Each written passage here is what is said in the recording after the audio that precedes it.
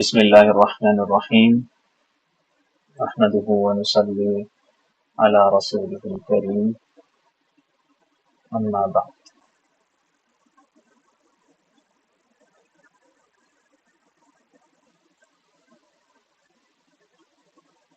کل ہم نے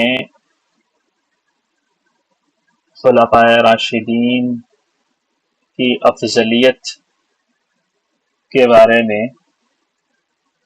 جو سلسلہ چل رہا تھا وہ سارا کا سارا ہم نے پڑھ لیا، ٹھیک ہے؟ یہاں تک ہم نے کمپلیٹ کر لیا۔ ابن سبا روپوش ہو گئے۔ اس کے بعد ایک نظم ہے، نظم در مدح خلفائے راشدین و صحابہ کرام رضی اللہ عنہم۔ حضرت اقدس عارف اللہ حضرت حاجی امداد اللہ صاحب مہاجر مکی قدس اللہ سرہ العزیز کی یہ ایک نظم ہے چھوٹی سی، اور کیا ہے اسے دیکھیے یہاں سے لے کے یہاں تک۔ شہسواران جہاں مردان دین، چار یار مصطفیٰ اہل یقین۔ اولاً ابو بکر صدیق اہل دین، دوسرے عادل عمر والا یقین، تیسرے عثمان باحلم و حیا، چوتھے ہیں حضرت علی شیر خدا، اور سب اصحاب اس کے ذی علوم، ہیں ہدایت کے فلک پرد نجوم۔ صدق اور عدل اور شجاعت اور حیا، ہے انہی چاروں سے دین کو ارتقا، ان سے راضی ہے خدائے دو سرا، اور خوش ہیں ان سے حضرت مصطفیٰ۔ تو بھی جان و دل سے اے امداد اب، رہ فدا ان پر صدا ہر روز و شب، جو کوئی بد اعتقاد ان سے ہوا، ہے وہ مردود جناب کبریا۔ اس کے اندر کوئی چیز سمجھانے والی ہے تو مجھے بتائیے، ورنہ ہم آگے نکلتے ہیں۔ بتائیے کوئی چیز ہے جو سمجھانی چاہیے مجھے؟ نہیں سر۔ اوکے، صاحب کتاب ایک نقطہ پیش فرماتے ہیں، کہتے ہیں بعض لوگوں نے حضرات خلفائے راشدین کی فضیلت میں اور ان کی ترتیب سے متعلق ایک نقطہ بیان کیا ہے۔ وہ نقطہ کیسے بیان کیا؟ ایک حدیث شریف ہے۔ کیا ہے وہ حدیث شریف؟ خیر القرون قرنی، مشہور حدیث ہے، آپ لوگوں نے سن رکھی ہوگی، کسی کو نہیں پتا تو بتائیں مجھے کیا مطلب ہے بھائی اس کا، خیر القرون قرنی کا؟ بہترین دور میرا دور ہے، بالکل جی، قرن دور زمانہ۔ خیر القرون زمانوں میں سب سے بہتر، قرنی میرا زمانہ ہے۔ پھر آگے حدیث ہے ثم الذین یلونہم ثم الذین یلونہم۔ یہاں پر ایک نقطہ پیش کرتے ہیں کچھ لوگ، کیا ہے وہ نقطہ؟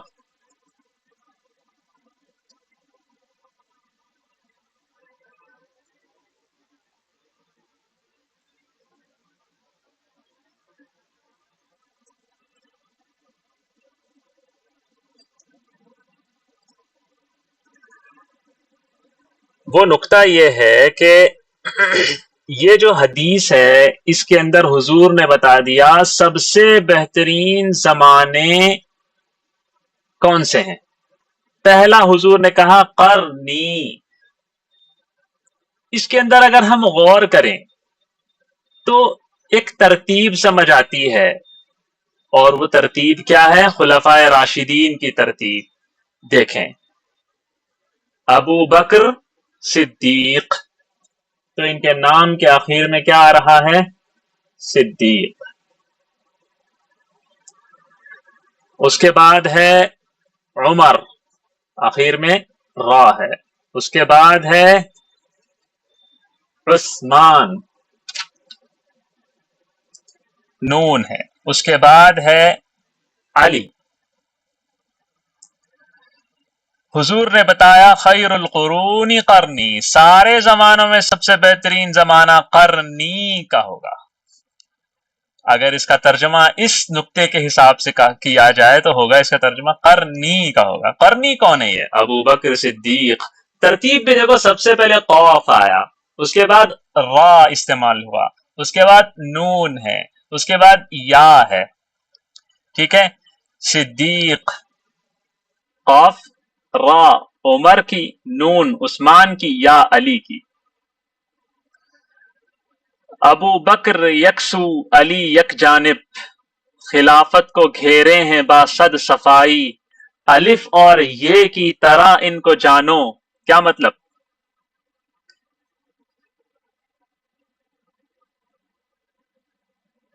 یہ ہے الف اور یہ ہے یا. سب سے پہلے شروع کیا ہوتا ہے؟ شروع کس سے ہوتا ہے؟ عربی زبان کے جو الفاظ ہیں، وہ الفابیٹس جو ہوتے ہیں وہ الف سے شروع ہوتے ہیں، ختم کس پر ہوتے ہیں؟ یا پر ہوتے ہیں. اردو میں بھی ایسے ہی. تو شاعر کہہ رہے ہیں الف اور یہ کی طرح ان کو جانو کہ محصور ہے جن میں ساری خدائی. خدائی کا مطلب بادشاہت، خدائی کا مطلب نبوی مقاصد. یہ الف اور یا کے درمیان جتنی بھی بادشاہتیں، جتنی بھی حکومتیں، جتنی بھی سیاستیں، جتنا بھی مذہب ہے، وہ ان کے درمیان گھرا ہوا ہے. الف اور یا کے درمیان. وہ اول خلیفہ کے اول میں آیا، یہ آخر خلیفہ کے آخر میں آئی. اول خلیفہ کے اول میں کیا آیا؟ ابو بکر آیا. اول خلیفہ کے اول یعنی اول خلیفہ کے نام کے اول میں الف آیا، آخر خلیفہ کے نام کے آخر میں یا آیا. تو شاعر کیا کہہ رہا ہے؟ وہ اول خلیفہ کے اول میں آیا، یہ آخر خلیفہ کے آخر میں آئی. میں ایک دفعہ شعر پھر سے بولتا ہوں. ابو بکر یکسو مطلب ایک طرف ابو بکر ہیں، علی ایک جانب اور ایک جانب علی ہیں. ان دونوں نے مطلب ان کے درمیان میں جو بھی ہے خلافت کو گھیرے ہیں باسد صفائی، بڑی بہترین پاکیزگی کے ساتھ، صفائی کے ساتھ، حق کے ساتھ ان لوگوں نے خلافت کو گھیرے رکھا. یعنی خلافت کو انہوں نے تھامے رکھا، اسلامی خلافت کو، نبوی مقاصد کو. ساری چیزیں ہم نے بتائی ہیں آپ کو. تو کہہ رہے ہیں ابو بکر یکسو علی ایک جانب، خلافت کو گھیرے ہیں باسد صفائی، الف اور یہ کی طرح ان کو جانو کہ محصور ہے جن میں ساری خدائی. یہ تشبیہ ہے واقعی تو جگہ بھی، الف اور یہ نے یہ ترتیب پائی. وہ اول خلیفہ کے اول میں آیا، یہ آخر خلیفہ کے آخر میں آئی. اچھا ہے نا؟ زبردست شعر ہے. بڑے بڑے اللہ والوں نے مذکور ہے کہ حضرت اقدس حضرت مولانا اشرف علی صاحب تھانوی قدس اللہ سرہ نے اس شعر کو پڑھا کرتے تھے اور فرماتے تھے کہ بھلا کوئی شعر کہے تو ایسے کہے، ایسے کہے. بہرحال یہ آج ایک ٹاپک کمپلیٹ ہوا ہے، خلافت راشدہ کا بہترین ٹاپک. وہ ٹاپک جس کے اندر ہم نے کل میں نے آپ لوگوں کو سارے ٹاپکس کے جو نام ہے، عنوان ہے، وہ آپ لوگوں کو یاد کروائے. وہ سارا کا سارا ایک سلسلہ تھا، وہ یہاں تک ہم نے کمپلیٹ کیا. اور جنہوں نے اتنے لیکچرز کمپلیٹلی تمیز سے اچھے سے لے لیے، ان لوگوں کے سامنے یہ بات واضح ہو گئی ہے کہ ابو بکر خلیفہ ہیں یا نہیں ہیں، ہیں تو کیسے ہیں، اول ہے یا آخر ہیں، کیا وہ حق بھی رکھتے تھے یا نہیں رکھتے تھے. حضرت عمر، حضرت عثمان، حضرت علی، سب کے درمیان واضح انداز میں، مدلل انداز میں ہم نے بات کی ہے. اور ایک باب کمپلیٹ ہوا سمجھ لیجئے. اور یہاں پر ایک بہترین انداز میں خیر القرون قرنی کا نقطہ پیش کرتے ہوئے ہم نے اس باب کو مکمل کیا. اب ایک نیا باب شروع ہوتا ہے. وہ کیا ہے؟ حضرت علی رضی اللہ عنہ کرم اللہ وجہہ سے اختلاف کی ابتدا کیسے ہوئی. یہ تو ہم نے پہلے بتا دیا تھا کہ حضرت علی کو حضرت عثمان کے بعد خلیفہ بنایا گیا. تو بات وہاں سے کمپلیٹ کرنی ہے، کنٹینیو کرنی ہے. عنوان سمجھ میں آ گیا؟ آج کا عنوان کیا ہے؟ حضرت علی کرم اللہ وجہہ سے اختلاف کی ابتدا کیسے ہوئی؟ جی ہاں، مختصر ہے، زیادہ لمبا نہیں ہے، پریشان مت ہوں۔ حضرت علی رضی اللہ عنہ حضرت عثمان رضی اللہ عنہ جب فسادیوں کے، بلوائیوں کے ہاتھ شہید ہو گئے تو لوگ حضرت علی المرتضی کے پاس آئے، اور حضرت علی اس وقت بازار میں تھے۔ لوگوں نے ان سے کہا کہ بیعت کے لیے ہاتھ بڑھائیے تاکہ ہم آپ کے ہاتھ پر خلافت کی بیعت کریں۔ حضرت علی رضی اللہ عنہ نے کہا ٹھہرو ذرا، لوگ صلاح اور مشورہ کر لیں، کسے بنانا ہے، کیا کرنا ہے، ذرا مطلب ایسے جلد بازی نہیں۔ لوگوں نے اصرار کیا اور یہ کہا کہ عثمان تو شہید ہو گئے، اب ان کے بعد کوئی خلیفہ اگر نہیں ہوا تو امت میں اختلاف اور فساد، فتنہ پڑ جائے گا۔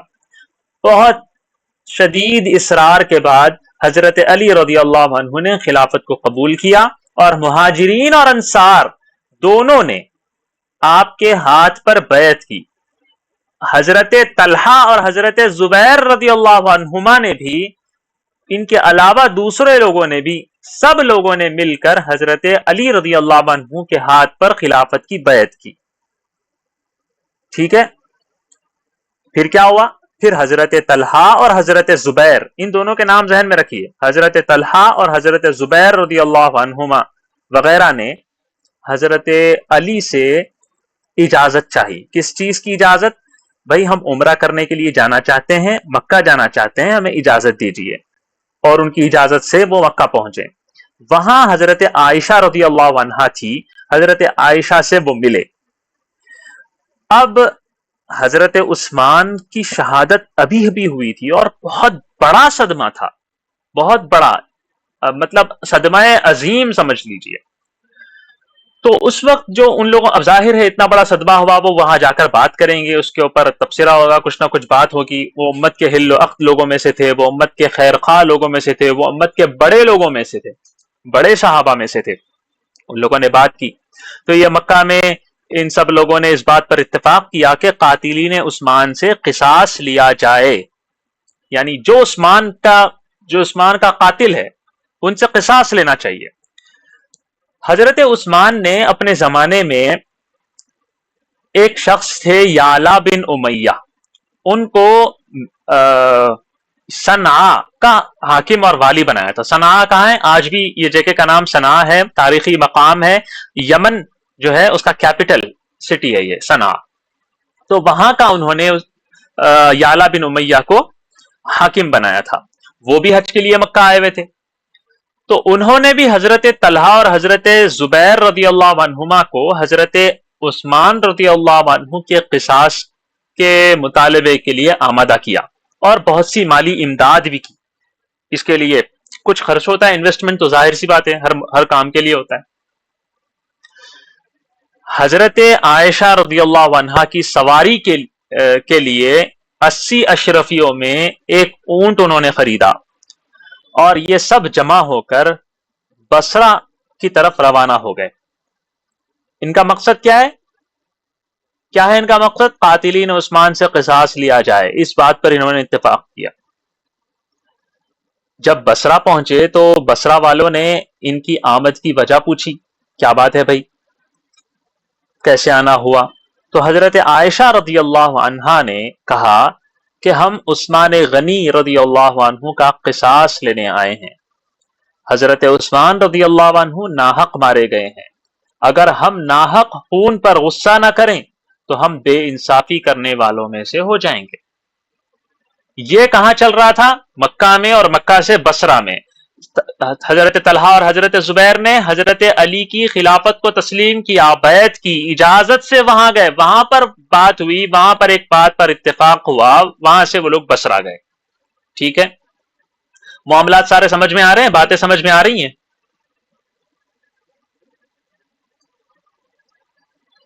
سمجھنے والی چیز ہے۔ ہاں جی، یہ بات تھی مکہ کی اور بصرہ کی، حضرت عائشہ اور طلحہ اور زبیر رضی اللہ عنہم کی۔ اور ادھر مدینہ میں حضرت علی کو جب یہ خبر پہنچی کہ وہ لوگ ایسا اتفاق کر کے وہاں بصرہ بھی چلے گئے حضرت عثمان کا قصاص لینے کے لیے، تو وہ بھی لشکر لے کر وہاں روانہ ہوئے۔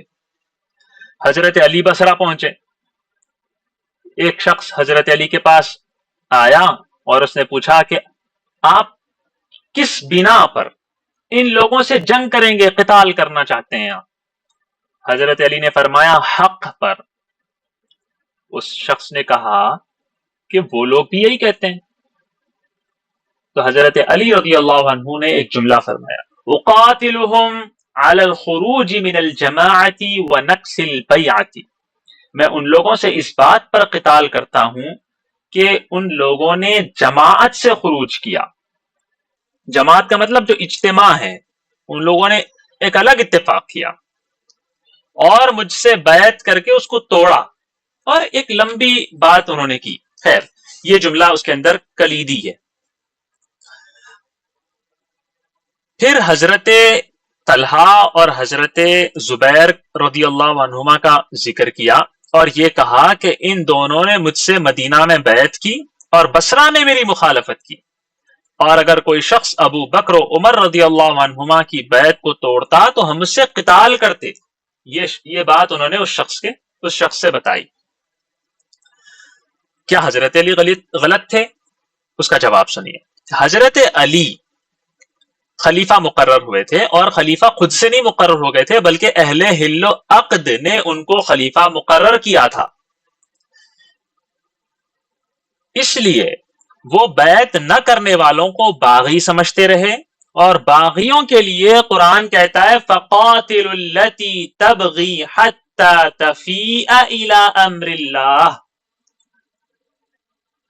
جو گروہ بغاوت کرے، زیادتی کرے، ان سے قتال کرو یہاں تک کہ وہ اللہ کے حکم کی طرف واپس آ جائیں۔ تو اس میں قرآن اجازت دے رہا ہے۔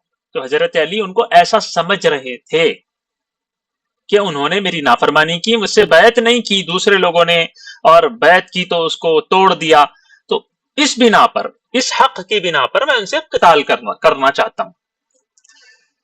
یہ باتیں سمجھ میں آ گئی؟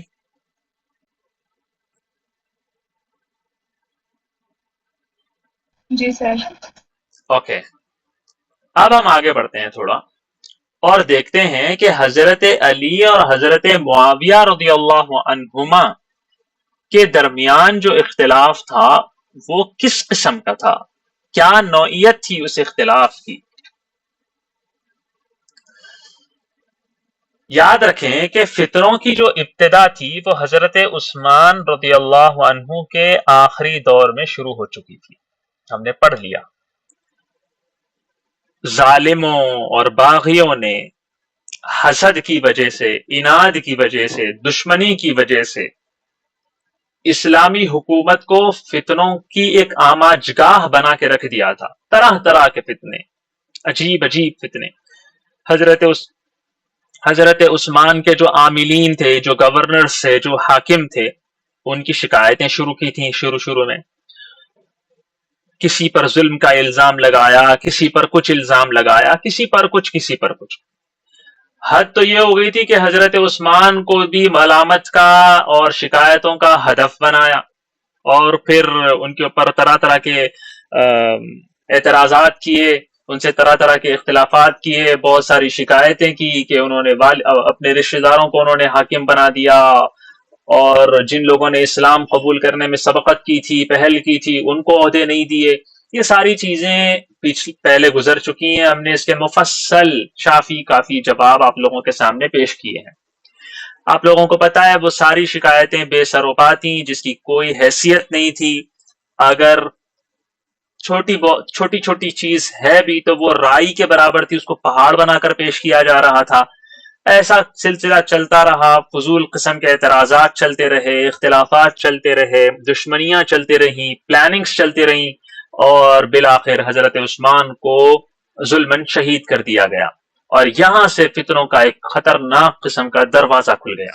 حضرت عثمان رضی اللہ عنہ کے بعد حضرت علی کو مہاجرین اور انصار کے اتفاق سے، اہل حل و عقد جو تھے انہوں نے خلیفہ مقرر کیا، اور سب یاد رکھیں سب حضرت علی کو افضل سمجھ کر، پوری امت میں افضل سمجھ کر حضرت عثمان کے بعد افضل سمجھتے ہوئے خلیفہ بنایا، اور باغیوں نے بھی اپنی جان کی امان پانے کے لیے حضرت علی کے ہاتھ پر بیعت کر کے لشکریوں میں وہ لوگ بھی شامل ہو گئے۔ کون؟ جو باغی تھے، فتنوں کا دروازہ تو کھل ہی چکا تھا، ایک کے بعد ایک دوسرے فتنے کا آغاز ہو رہا تھا، ایک نئے فتنے کا بھی آغاز ہو گیا۔ وہ کیا؟ وہ یہ کہ شام والوں نے، ملک شام جو ہے نا، سیریا، اہل شام والوں نے یہ اعلان کر دیا کہ حضرت علی کے ہاتھ پر ہم بیعت نہیں کرتے۔ کیوں نہیں کرتے؟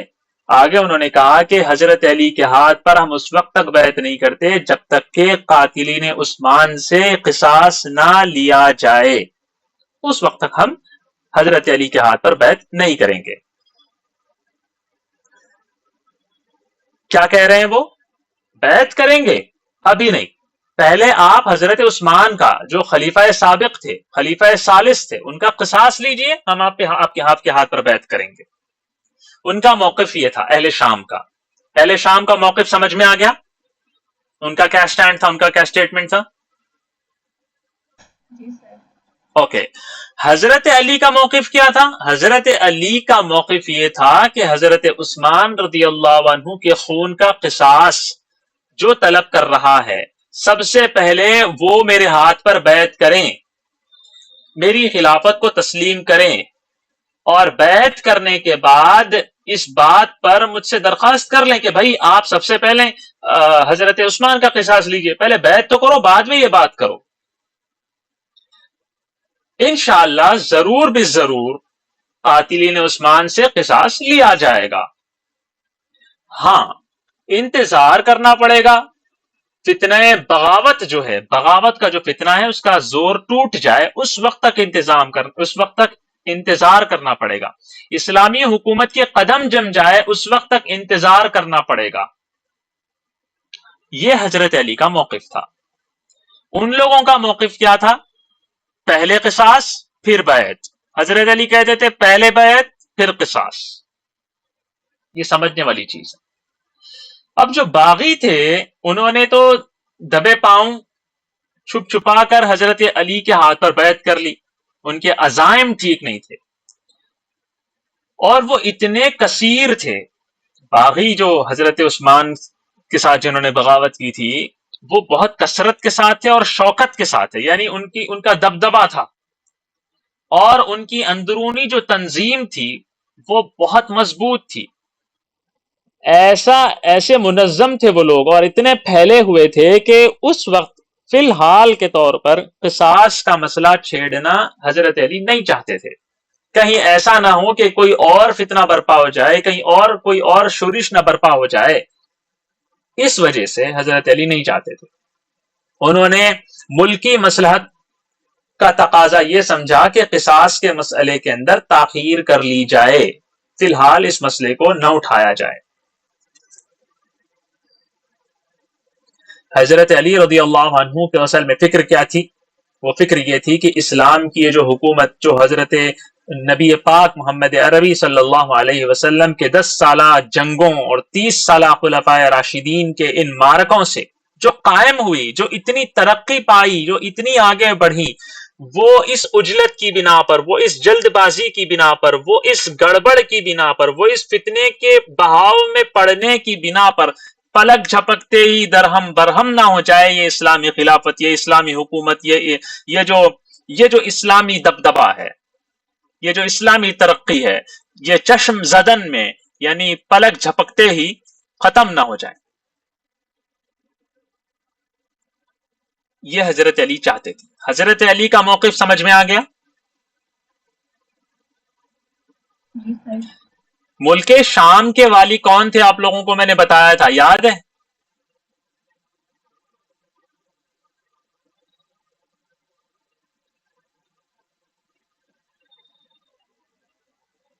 بتاؤ۔ امیر معاویہ سر۔ بالکل، ملک شام کے جو والی تھے وہ حضرت امیر معاویہ تھے۔ ٹھیک ہے، تو اہل شام کے والی حضرت معاویہ ہیں، اور اہل شام کے ساتھ حضرت امیر معاویہ نے بھی اس بات کا موقف پیش کیا تھا کہ ہم پہلے قصاص لیں گے اور اس کے بعد کیا کریں گے؟ بیعت کریں گے۔ یاد رکھیے، میں نے کہا تھا اس وقت بھی ان کا موقف کیا ہے، یاد رکھیے۔ تو حضرت معاویہ رضی اللہ عنہ کا حضرت علی سے اختلاف ہے، وہ اختلاف کس بات میں ہے اس کو سمجھیے۔ ایسا حضرت علی نے، حضرت معاویہ نے جو اختلاف کیا بیعت نہ کرنے کا، وہ اختلاف اس بات میں نہیں تھا کہ وہ حضرت علی کو کمتر سمجھ رہے ہوں، خلافت کا مستحق نہیں سمجھ رہے، یا یہ کہہ رہے ہیں کہ میں خلافت کا زیادہ مستحق ہوں، ایسی بات نہیں ہے۔ استحقاق خلافت کی بنا پر انہوں نے بیعت سے انکار نہیں کیا تھا۔ حضرت معاویہ کو حضرت علی کی افضلیت میں اور خلافت کے مستحق ہونے میں ہرگز کوئی شبہ نہیں تھا، نہ انہوں نے اس بات کا انکار کیا۔ وہ خود بھی حضرت علی کو خلافت کا مستحق سمجھتے تھے، اور وہ خود بھی حضرت علی کو سب سے افضل سمجھتے تھے امت میں۔ وہ بیعت کے لیے بالکل تیار تھے، ایسا نہیں ہے کہ وہ بیعت نہیں کرنا چاہتے تھے۔ معاملہ صرف قاتلین عثمان کے قصاص لینے کا تھا۔ حضرت علی رضی اللہ، حضرت معاویہ رضی اللہ عنہ حضرت علی کی خلافت اور حکومت کو تسلیم کرنے سے پہلے قصاص کا مطالبہ کرتے تھے۔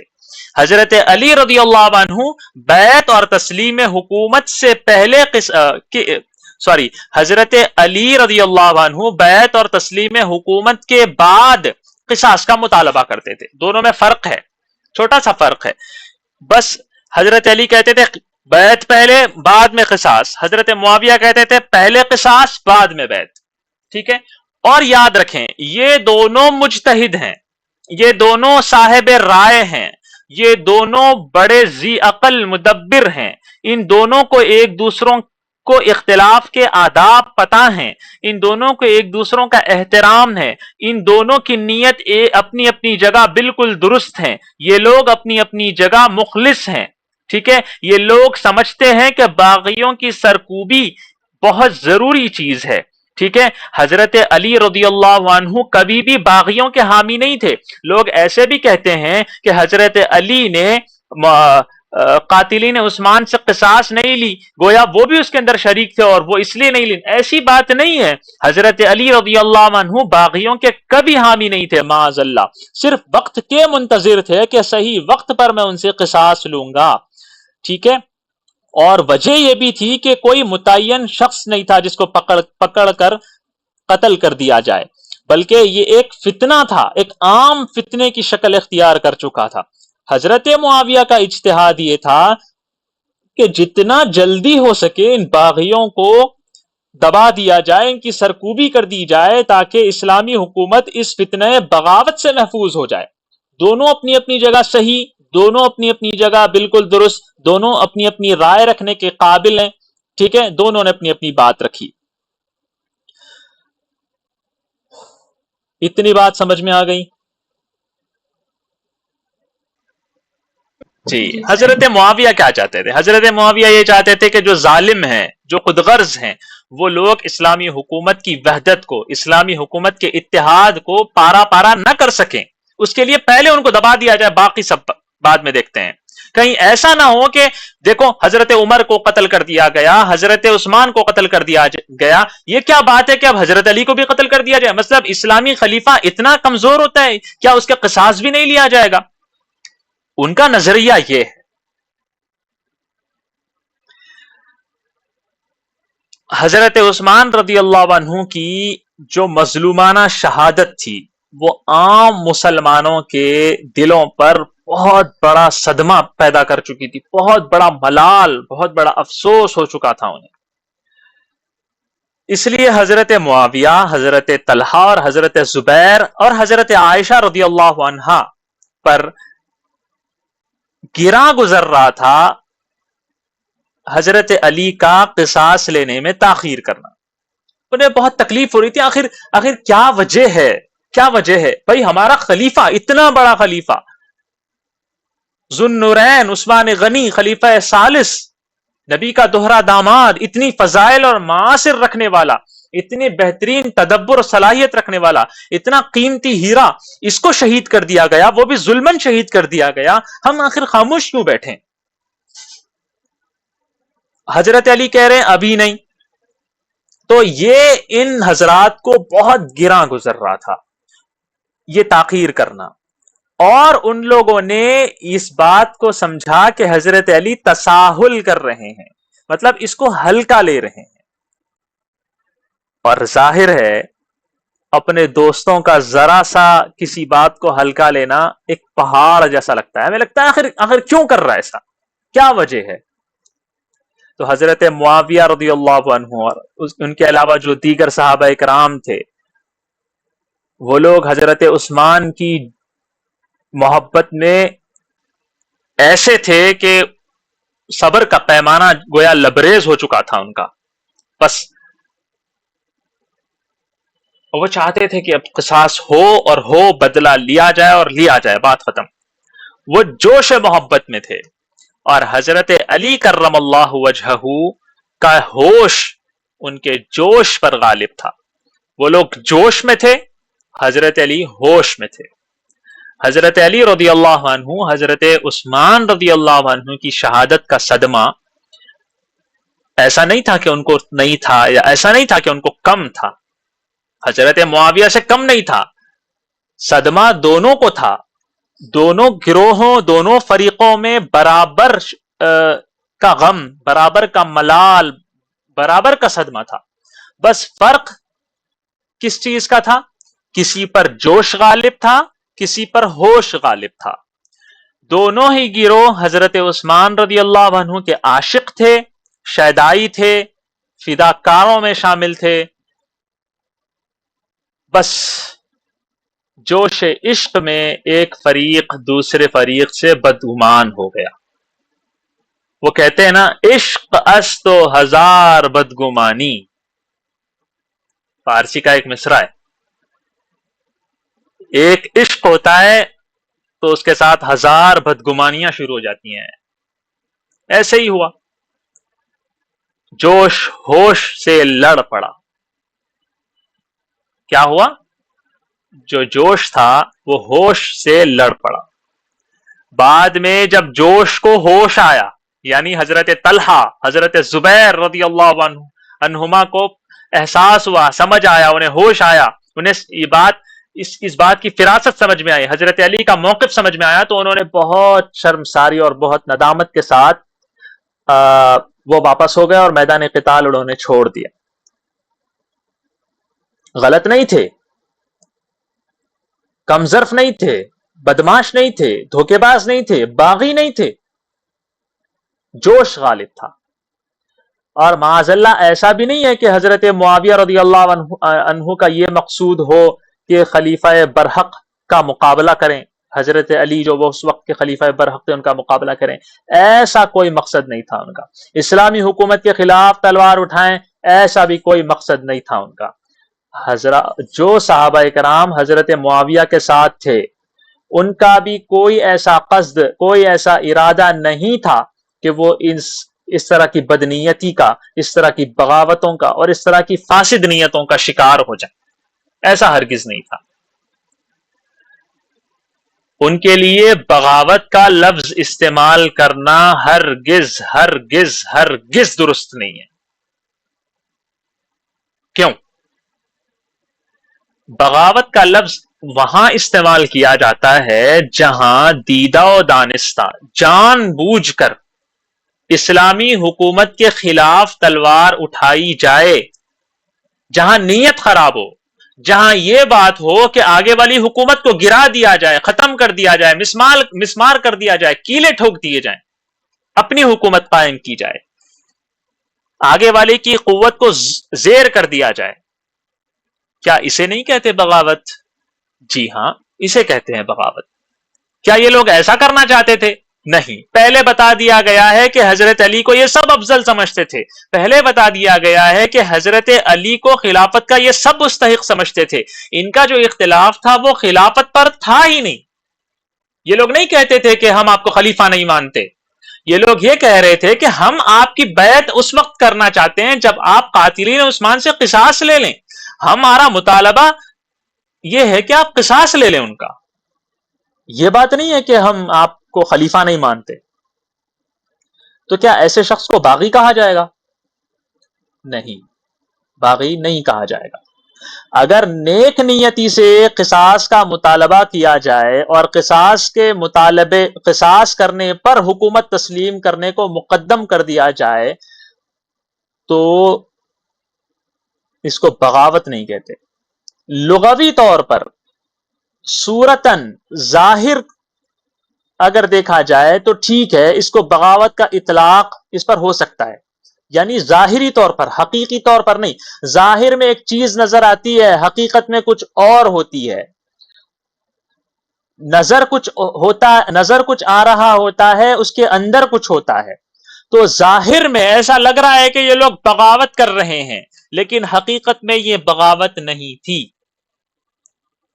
پھر جنگ ہوئی نا، پھر اختلافات ہوئے نا، پھر وہ حدیث بھی تو ہے نا کہ ایک روز حضور صلی اللہ علیہ وسلم نے عمار بن یاسر رضی اللہ عنہ سے فرمایا، اے عمار، ایک روز ایک باغی گروہ تم کو قتل کرے گا، اور حضرت عمار بن یاسر حضرت علی کے ساتھ تھے، اور وہ اس وقت قتل کیے گئے جب حضرت معاویہ اور حضرت علی کے درمیان جنگ ہو رہی تھی۔ تو اس کا مطلب یہ ہے کہ حضرت معاویہ باغی ہیں، اور ان کے ساتھ جو صحابہ اور جتنے بھی لشکری تھے وہ سارے کے سارے باغی ہیں، کیونکہ حضور نے اس کو فئۃ الباغیہ کہا ہے، او کما قال۔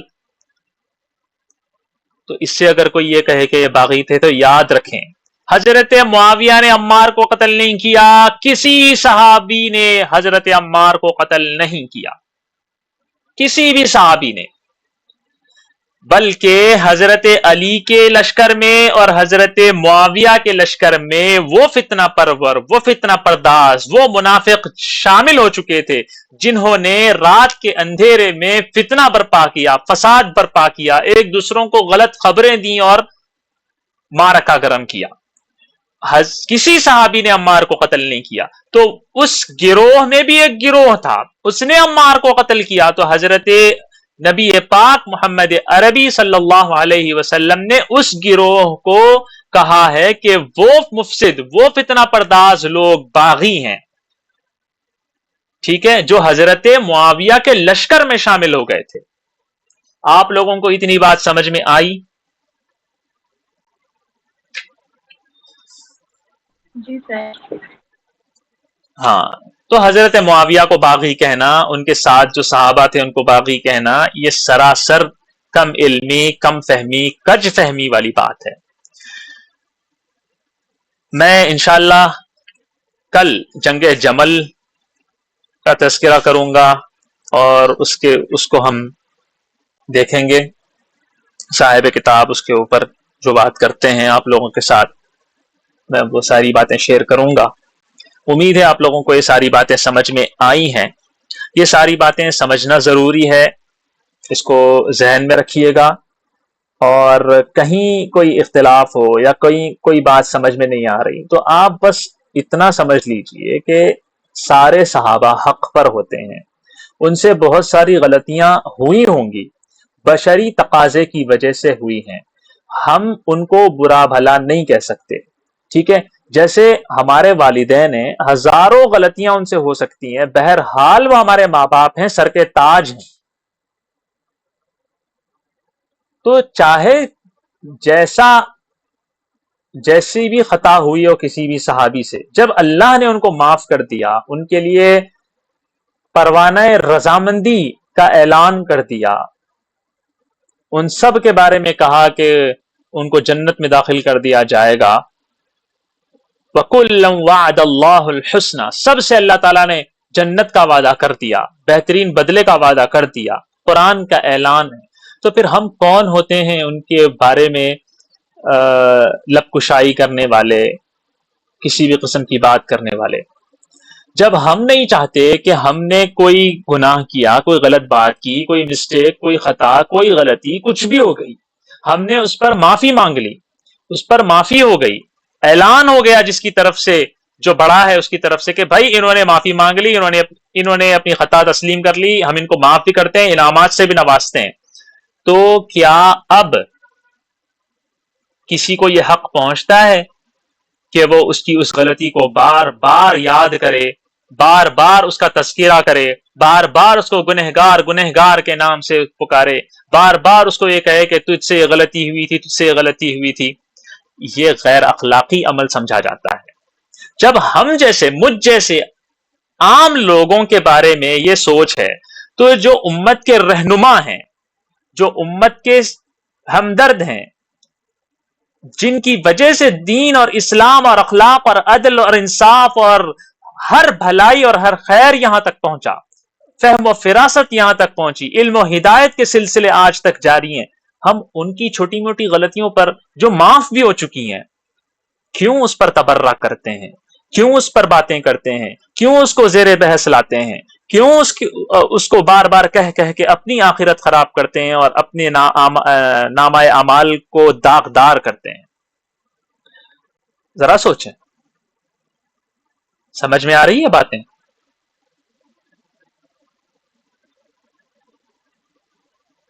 سر ہمارے لیے سارے صحابہ حق پر ہیں، ان سے غلطی ہوئی ہے، ہم مانتے ہیں ان سے غلطی ہوئی ہے، لیکن ہم ایسے بے وقوف نہیں ہیں کہ ان بڑے محسنوں کی غلطیوں کو اجاگر کریں اور ان کی خوبیوں کو چھپا دیں۔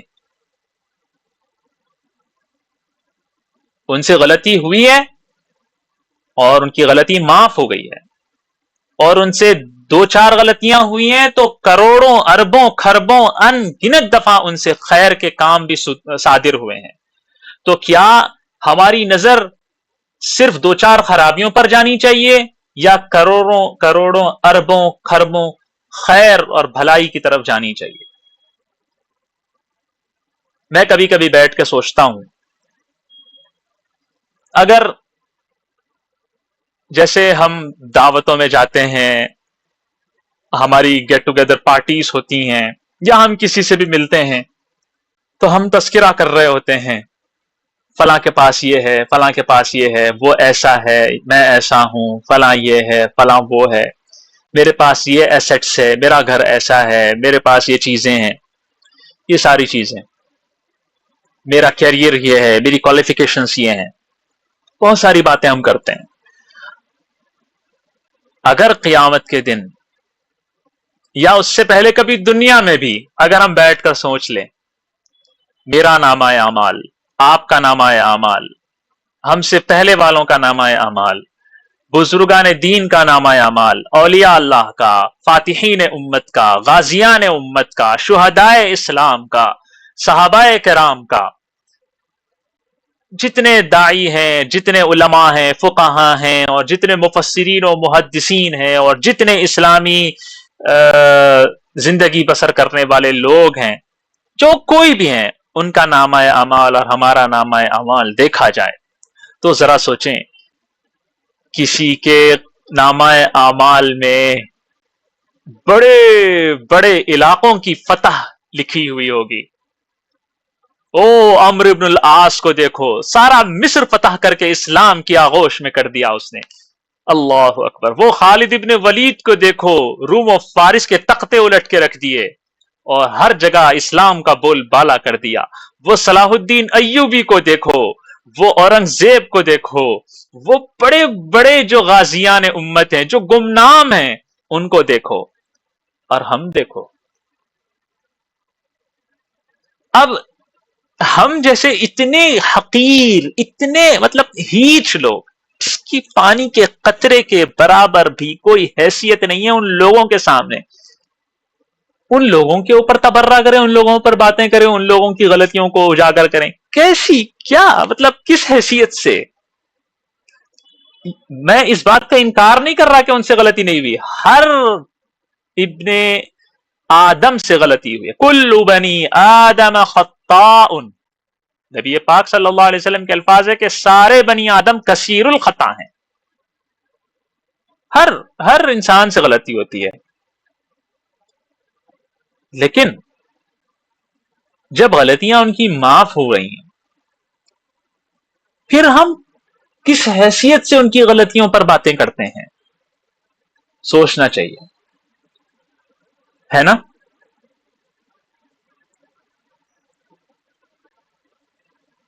کیا میری بات سمجھ میں آئی؟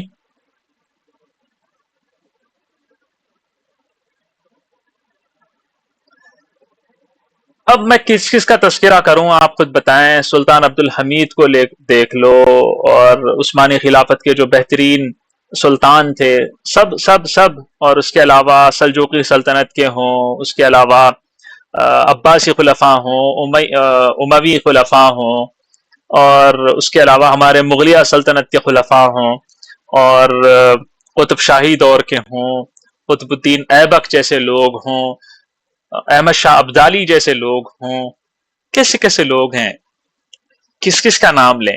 ان کا ان کی ایک ایک خوبی اگر دیکھ لی جائے تو ہماری زندگی گھس جائے گی، لیکن ان جیسی ایک خوبی پیدا نہیں کر پائیں گے، ہم ایک خوبی نہیں پیدا کر پائیں گے۔ ایسے بڑے بڑے عظیم الشان لوگ۔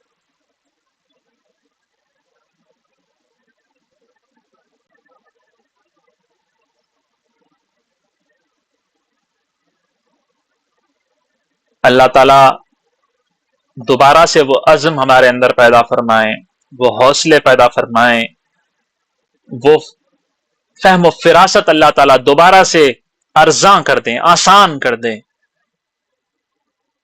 جس سے امت کی نشأت ثانیہ کے کام ہوں، جس سے امت کی عزت دوبالا ہو جائے، جس سے پھر اسلامی شان و شوکت رنگ لائے، جس سے دنیا میں پھر عدل و انصاف کے پرچم لہراتے نظر آئیں۔ اللہ اکبر، اللہ اکبر۔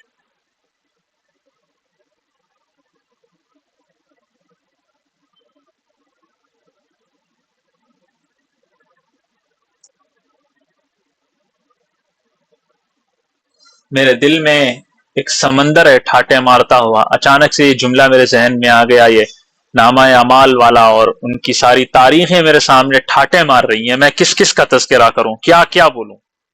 ہر واقعہ، ہر شخصیت، ہر کردار مجھے سب سے اہم لگ رہا ہے، کیونکہ ہم ان جیسے بن ہی نہیں سکتے، بن ہی نہیں سکتے۔ علامہ اقبال کا وہ جملہ یاد آ رہا ہے مجھے، وہ شعر، وہ مصرع، تھے تو وہ آبا تمہارے ہی، مگر تم کیا ہو، تم کیا ہو، تم کیا ہو، ہاتھ پر ہاتھ دھرے منتظر فردا ہو۔ بس ہاتھ پہ ہاتھ رکھ کے بیٹھے ہوئے ہیں، اللہ اکبر، کچھ نہیں ہے ہمارے پاس۔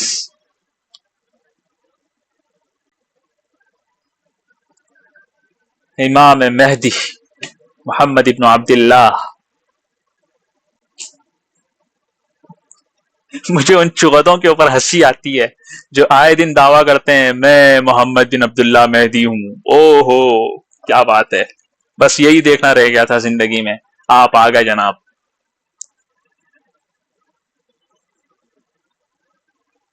اب ایک نیا شخص آیا، انگلش میں دعویٰ کر رہا ہے، I am the Mahdi, the promised one، پتہ نہیں کیا کیا بول رہا ہے۔ اللہ فتنوں سے بچائے، فہم و فراست نصیب فرمائے۔ بہرحال آج کی یہ کلاس انہی باتوں پر اختتام پذیر ہوتی ہے۔